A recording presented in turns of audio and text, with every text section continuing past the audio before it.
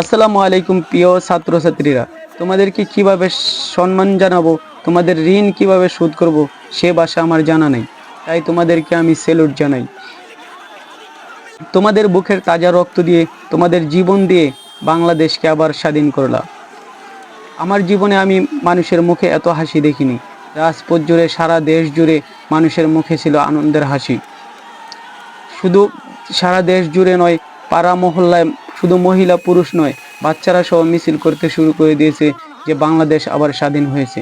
তো যারা ছাত্রছাত্রীরা শহীদ হয়েছে, দোয়া করি আল্লাহ যেন তাদেরকে বেহেশত নসিব করে এবং তোমাদেরকে যেন নেক হায়াত দান করে।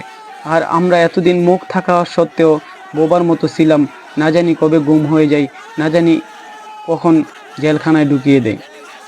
মানুষ এখন বোবার মুখে কথা ফুটলে যেভাবে যতটুকু আনন্দ পায়, তার চেয়ে অনেক খুশি এখন বাংলাদেশের মানুষ।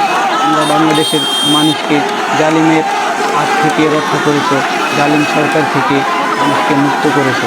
আমাদের ঋণ শোধ করার মতো নয়।